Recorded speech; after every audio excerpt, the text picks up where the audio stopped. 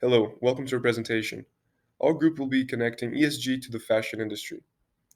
The best company we chose to represent this is called Kering. Kering is a French based luxury goods multinational corporation that owns brands such as Balenciaga, Bottega, Gucci, and many others. Our presentation plan will be conducted firstly looking at global risks of the industry, stakeholders and their needs, sustainability of Kering, and finally, possible solutions for the industry. Moving on to industry problems, approximately 10% of global carbon dioxide emissions originate from the fashion industry. 1.3 trillion gallons of water per year is used only for dyeing fabrics. 500,000 tons of plastic ends up in the ocean every year. And finally, $127 trillion is the total cost of clothing in the production of which slave labor has been known to be used.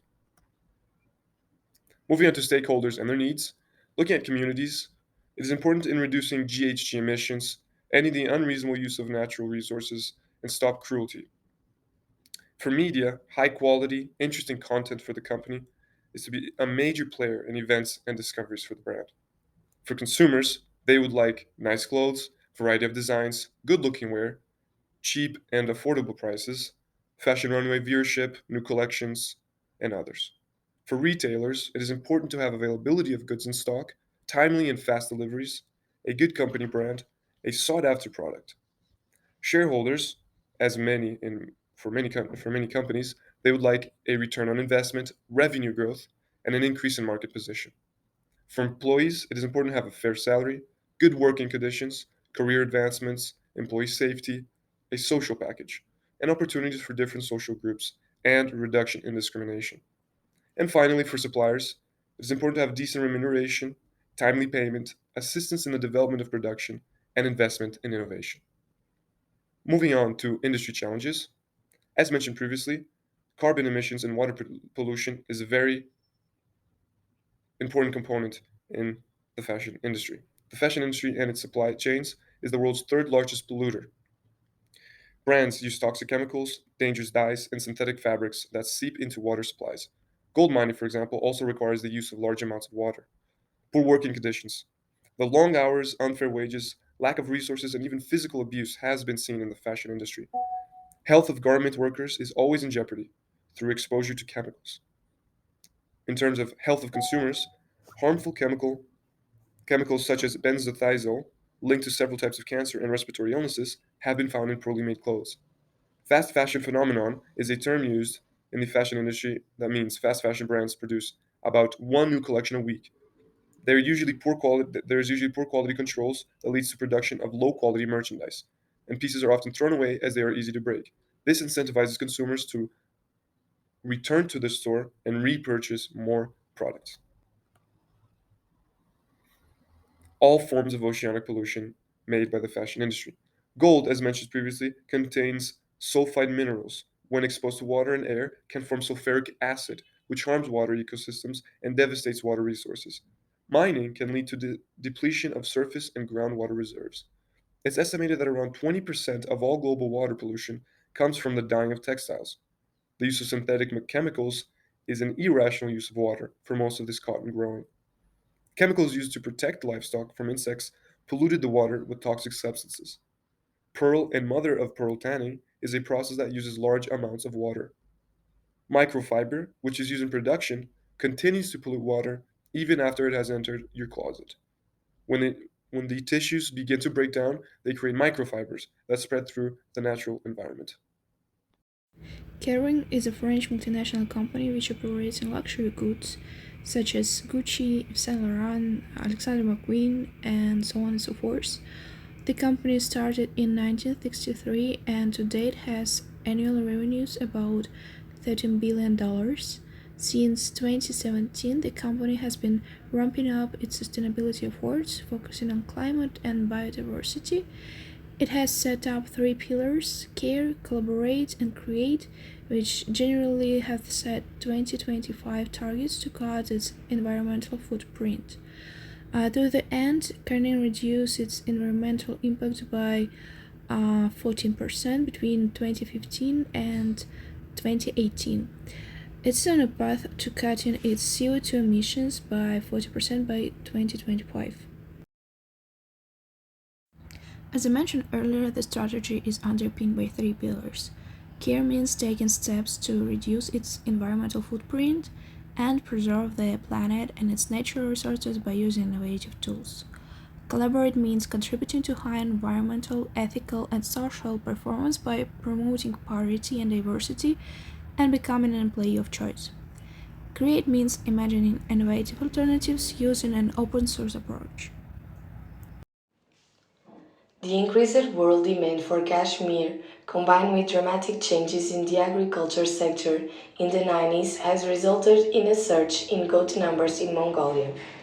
So, this project goal is saving Mongolian goat herding from an environmental and social disaster, since high quality cashmere from Mongolia is an icon fiber for luxury. In 2014, solutions were urgently needed to convert the herders to a more sustainable approach and solve what the media called the Kashmir crisis. These solutions consisted in helping improving goat combing in order to make the process cleaner and more efficient, supporting veterinary service to improve the health and condition of goats, and the project is also helping herders to plan where and for how long to graze their different pastures during the year. Satellite images gathered by Stanford University and NASA, who joined the project in 2017, are being used to monitor pasture quality and provide new information on which areas can support pasturing.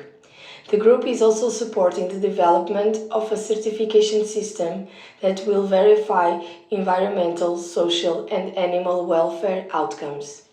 There has been a step change, as they call, evidenced by the National Roundtable on Sustainable Kashmir, organized by the United Nations Development Programme in June. This event, which brought together buyers, the government, and the scientific community, is one of the tangible results of Caring's pioneer initiative. With this project, Caring is achieving 7 global sustainable development goals, which are clean water and sanitation, decent work and economic growth, sustainable cities and communities, responsible consumption and production, life on land, climate action, and partnerships for the goals. Clean by Design is a program to improve water and energy efficiency at textile mills. Partnering in 2014, Caring and the NRDC applied the program to the luxury industry and to the European market for the first time with a tailor-made Caring Clean by Design program rolled out across the group's main dyeing, printing, weaving, and yarn spinning suppliers.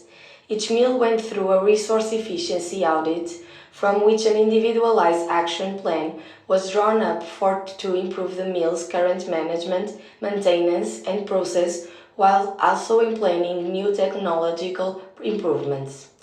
Working hand in hand, Caring and the suppliers have to date instated over 150 energy and water efficiency improvements with an average 2.5 years return on investment. In addition to such environmental benefits as 100% phase out of fossil fuels and an average 12% reduction in CO2 emissions per textile mill. The program has also resulted in economic savings, closer collaboration, and greater transparency. Through Clean by Design, the brand is completing 4 global goals, which are clean water and sanitation, responsible consumption and production, life below water, and partnerships for the goals. One of the company's brand headed by Demna Gvasalia, which is Balenciaga, promotes and makes it a trend to wear all clothes and their upcycling. This strategy allows owners of items from all Balenciaga collections to sell them and receive discounts or monetary rewards for it. Thus, people can afford more clothes of their favorite brand. The company monitors the quality of production and suppliers in order to increase the life of clothes, which leads to less use of water for textile production and less emissions of greenhouse gases. As we already understood, gold mining is an industry that spends a lot of water and which leads to its pollution. In order to stop the unreasonable consumption of water, Kerning switched to use of ethical gold in their production. This means that gold suppliers are small and medium-sized companies that use manual extraction and purification, which causes less harm to water. Also, it means that these companies should work according to Kerning standards, which are described in the Kerning Responsible Gold Framework. Talking about sustainability, Kering has developed an innovative tool for measuring and quantifying the environmental impact of its activities. The brand used the environmental profit and loss account, as you can see on the right side of the slide. This is a key enabler of a sustainable business model and one that Kering wishes to share with its peers in luxury industry and other sectors. The EPNL measures carbon emissions, water consumption, air and water pollution, land use, and waste production along the entire supply chain. Some of Kering's sustainability results from 2021 are the reduction of 37 of greenhouse gas emissions per year, 1 million tons of greenhouse gas emissions are still produced annually, the reduction of 32 of water pollution per year, and finally 3,000 square decameters of water is polluted annually. Other results are the fact that 88% of their raw materials are traceable, 33% are sustainable leather, 100% of gold purchased is from responsible artisanal small-scale producers, and there was an intensive reduction of 36% of greenhouse gas between 2015 and 2018. Now, we are going to propose some solutions for this industry, such as control the supply chain. This means consider the entire value chain and come up with alternatives to improve the performance of their suppliers and retailers, including their production processes, logistics, and management. Investing in technology, this implies stop spending the budget on excessive marketing and overproduction and use it to develop sustainable materials technology.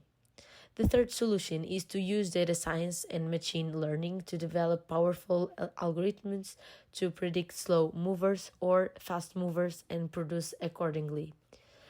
Then resell and upsell, because the fashion industry and its supply chain is the world's third largest polluter, 10% of worldwide greenhouse gas emissions annually.